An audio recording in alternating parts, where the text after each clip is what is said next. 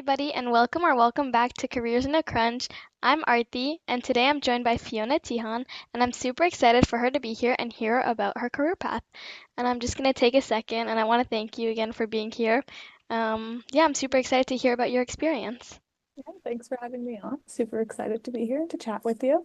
Yeah, so I guess we could just dive right in. So, what does a typical day in your role look like? Yeah, so I work in accounting advisory services at KPMG. So with the style of my work, my day to day can fluctuate quite a bit. It really depends on the type of client or project that I'm on. But a typical day usually involves a mix of client meetings, some project work, check-ins with my internal team, some heads down time where I'm just crunching, getting work done. But due to the nature of our work, which is a combination of, helping clients navigate different complex accounting topics. So that means things like financial reporting, IPO readiness, implementing new accounting standards. So a lot of my time is spent analyzing data and financial information, as well as preparing deliverables. So the analyzation happens more in platforms like Excel, and then the preparation of deliverables is more in like PowerPoint, or Word doc. I also spend some time in different financial reporting platforms like Workiva. Um, but the key is we need to make sure that whatever we're producing is technically accurate and also easy to understand for the client. So it's a mix of both technical work and more deliverable curation. It can be pretty fast paced, and there's definitely a steep learning curve, but that's part of why I enjoy it. Every project I've been on has been different, so I get to see and try new things with every different project I'm on. Yeah, first, I think your job sounds so great and so interesting, and I really, Thanks. um, like you said, there's a lot of different components to your job, and how you were saying, um, like kind of how you're saying, like no day really looks the same, and Yeah, definitely how, not. right, you have so many different projects and different things that you can work on, and how you also were talking, you have like a team that you can kind of, right, collaboration and different things like that, and I think that's just really great and super, super interesting. Yeah, thanks. And then you earn a master's in accounting and data and analytics at Villanova. And how do you use both of those skill sets in your work at KPMG? Yeah. So the accounting foundation is definitely essential. It's at the core of what we do. It involves, understanding financial statements, different reporting requirements, how to interpret technical guidance. So all of that, all the accounting knowledge is really essential to my job. And it's at the core of what we deliver to clients. So clients come to us with technical accounting questions, and so that accounting knowledge is then what we are delivering to them. The analytic side of things more comes through with specific type of client questions. So sometimes clients will come to us and they will have all of this data, like giant data sets, and they need help to be able to clean the data, organize it, and analyze the information within the data. So being able to help clients with those specific types of problems is kind of where the analytics has come into play. And for me, I absolutely love and have used Alteryx a ton. I don't know if you've ever heard of that platform before, but basically what it does is it takes large information data sets and it automates workflows and processes data and creates analyses and outputs for you that otherwise would be really, really time consuming if you had to do it manually. So it helps us spot trends in data and supports our conclusions and helps us like present our insights in a way that the client can understand. So I think having both has been a really good combination in my field. Yeah, that's a really cool website or that you use to help. I think you're right. Like you were saying, Yeah. it can be really time consuming, so it kind of makes it a little Hmm. more efficient. I think that's really cool. Exactly. And Yep. I think it's really cool how sort of right what you kind of did at college kind of led you to a path here at KPMG, and I think that's it's super interesting how you kind of had like I wouldn't say like right laid out, but it was sort of like it helped you, you knew what you were passionate about, and right you ended up somewhere Yeah. that where you know your job super well and you really like enjoy doing it, and I think that's like really important. What are some challenges that you face in your job and how do you handle them? I would say that the biggest challenge that I found in my job is because it can be pretty fast paced because it's based off of the pace that deals happen at. The projects can fluctuate quite a bit. So at times the demand on my hours is pretty heavy. Like I'll be working later nights and I'll be working weekends, especially around reporting deadlines or like big milestones in a project in like around a deal. So I've had to get good at setting boundaries and being really intentional about balance. And for me, that normally looks like, and it's different for everybody, but for me, that means planning ahead. So if I know I'm going to be really busy, I then, but I need to set time aside for myself, I'll then communicate that with my team really early and be like, hey, I'm out this day, and just try and give them advance notice. I've also come to learn that it's not a day-to-day thing, like work-life balance. Like every day is not going to have balance. It's an average over time. So some weeks might be really busy, but then I'll have weeks down the line that get really quiet. So it all kind of averages out over time. Um, Yeah. yeah. Yeah, right, what you were saying. I think it sort of ties into, obviously you were saying how like having balance is really important Mhm. because, right, having, of course you want to, right, get everything done and get it all in like a timely fashion, but at the same time, right, having time for yourself and being able to, I think, separate also like work and home Mhm. is important. And you were kind of, I think it also ties into like right time management and things like that. And right, you were Absolutely. saying that making sort of planning ahead is a skill that you use to help you, I guess, stay focused on like the task at hand and not get and or it sort of help you like balance your schedule. And I think that's something really important and Yeah. something that I think a lot of students would benefit from, learning Because how to do and things like that. exactly. I find that there's always things to be done and you can always kind of push yourself to the side and always kind of say like, oh, I'll take time off when we're quieter. But I found sometimes if you take that approach where you're just always saying at some point in the future I'll take it off, you never actually end up taking the time. Hmm. So I'm a really big proponent of planning time off and Yeah. time for yourself in advance for sure. Yeah, as a high school student, I definitely see a lot of procrastination and I guess a lot of peers and myself as well. Definitely procrastination gets the best of us. And Yeah, but I think sort of what you were saying about um just taking initiative and doing it in because right, you may not get the chance tomorrow, so it's always best to right do it today when you can. exactly. Yep. What surprised you most about working at a big firm like KPMG? Um, yeah, the biggest surprise I've had so far is that one of my I would say that the opportunities that I was didn't even know to look for and didn't even know to expect working at a big company like KPMG. So within my first few years, I've been able to work on an international client based out of Sweden, and I've actually spent like over the course of multiple trips, cumulatively about like 3 or 4 months there on a working for a client.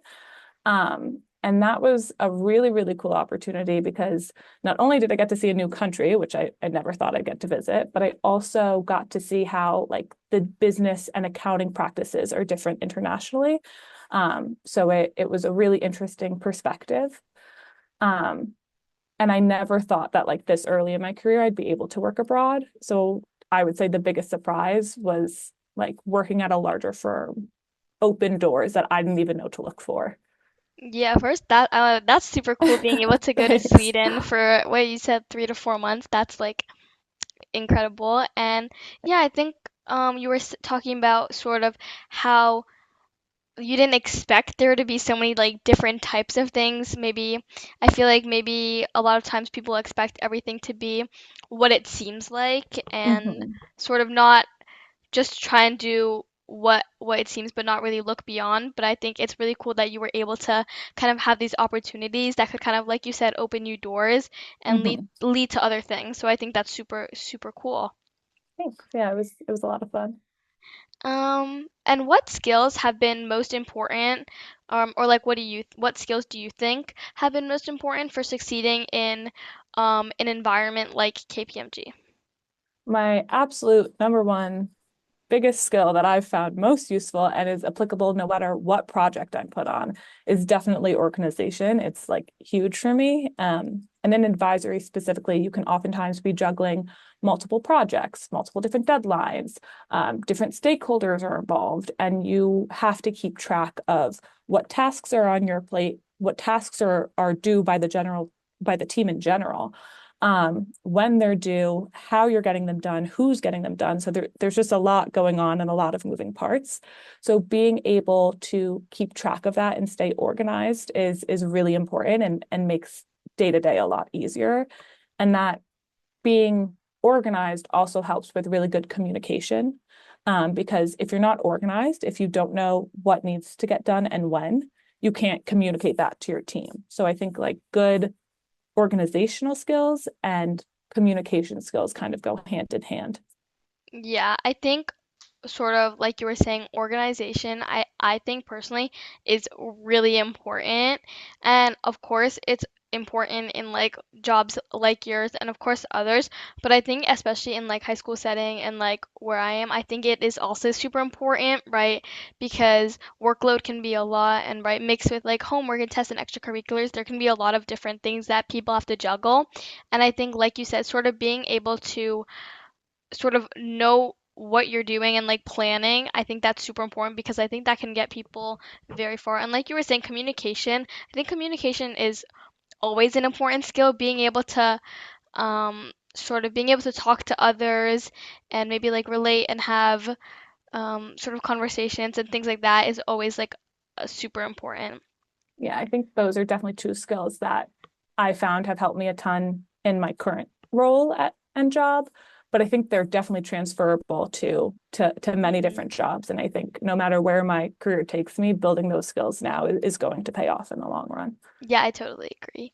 Um, who or what would you say has been the biggest influence on your professional journey? That's a really good question. Um, I would say I have had so at KPMG, when you come in at first, you get different like coaches and mentors assigned to you. And then you also have the opportunity to find them yourself and but have them be like official mentors in the system. And one for me that like immediately comes to mind is my director, Gia. She was a director on a project for me right when I got staffed on that international project. She was the director on it and or one of the directors, and she has helped me a ton throughout my career. I started in KPMG in a rotational program, so I spent half my year in audit and half my year in advisory. So she was a really crucial component of me navigating that rotational program and deciding to come into AAS full time. She's also been incredibly helpful in terms of providing advice whenever I have bumps along the way, or career questions, or, whatever the case may be. So she has been like a phenomenal influence on my career. And I think it's really important to find those people who you feel really comfortable with at work, and you can go to whenever you have a question.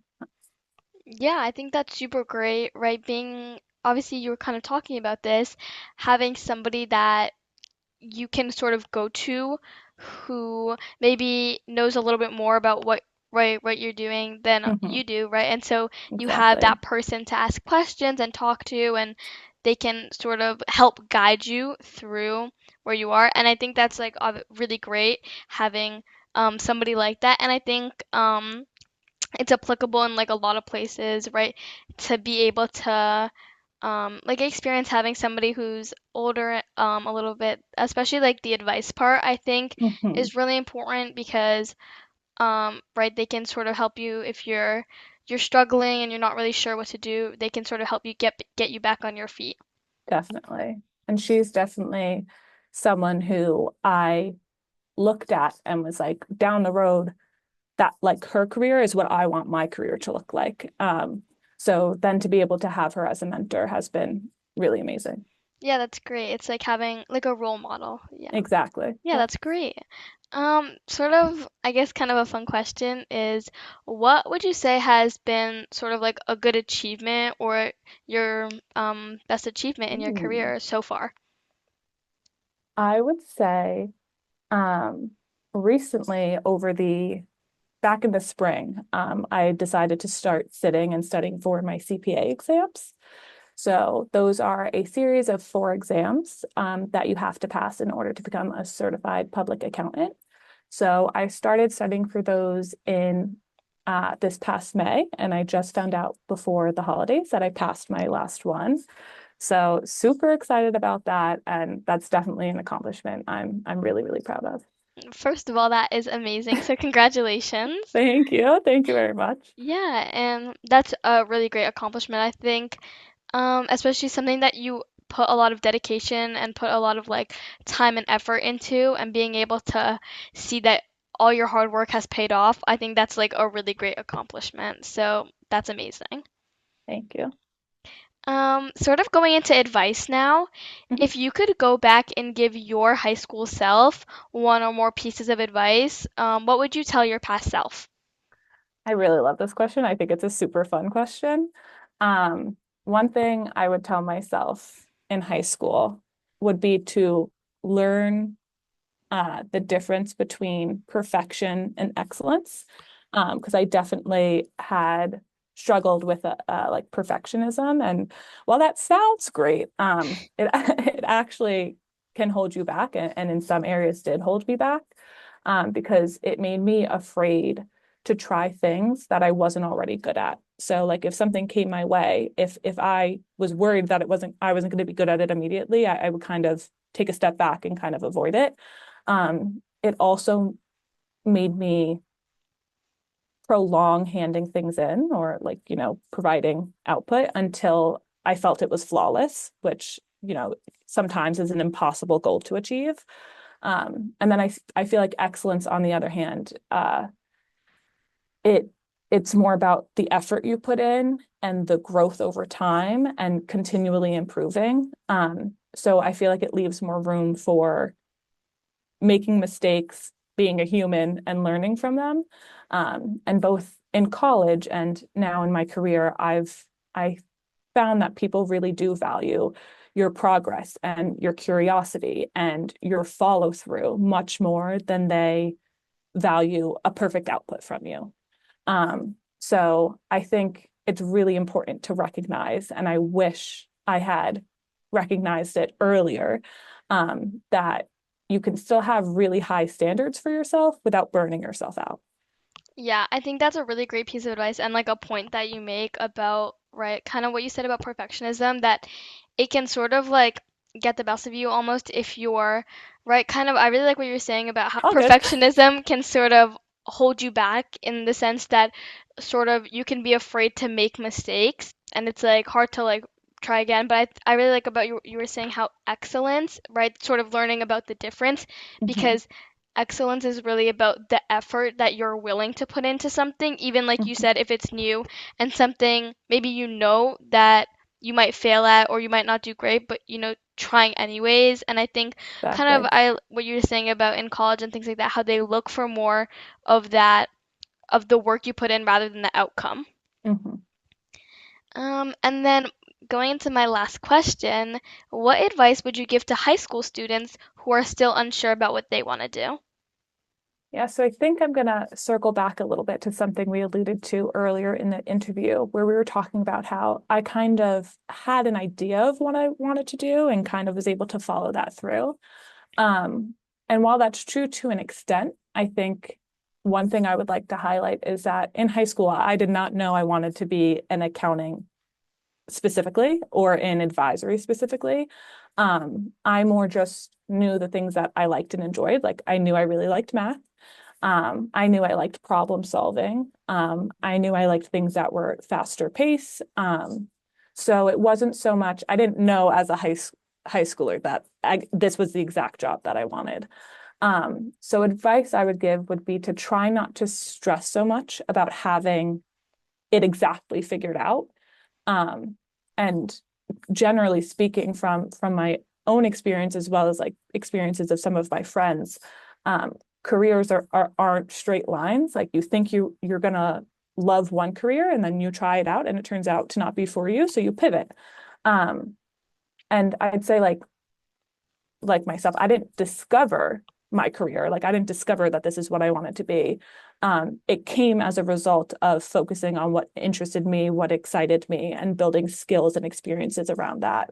So I would say focus on trying different things, saying yes to opportunities that come your way, and then learning so you can learn what you really enjoy and the rest will follow. Yeah, I think that's a really, really great piece of advice. Like you said, sort of talking about trying like different opportunities, and I like we said about saying yes, because that can, even if you think that maybe it won't lead you, but really there might be so many like more opportunities after that, right? And just saying yes to Yeah. one thing can lead to so many others. Mhm. And how you were saying that also, um, the career path and journey isn't a straight line. There's like so much more to it, and it's right. Everybody has to sort of figure out their own and what interests them, because if you have like a passion for something, it can lead you to what you want to do Mhm. because you actually are willing to put in the time and effort into that career. Yeah, Yeah. exactly. Yeah, thank you so much for being here and Of sharing course. your career path. This was so great and I learned so much. Good. Just happy to chat with you. Yes, and I hope we get to do it again. Yeah, me too. Have a great Thanks. day. Thank you. Thanks, Artie. Bye. Bye. That's it for this episode of Careers in a Crunch. If you found today's conversation helpful and informative, be sure to share with a friend or family member. Don't forget to subscribe so you never miss an interview. Thanks. Bye.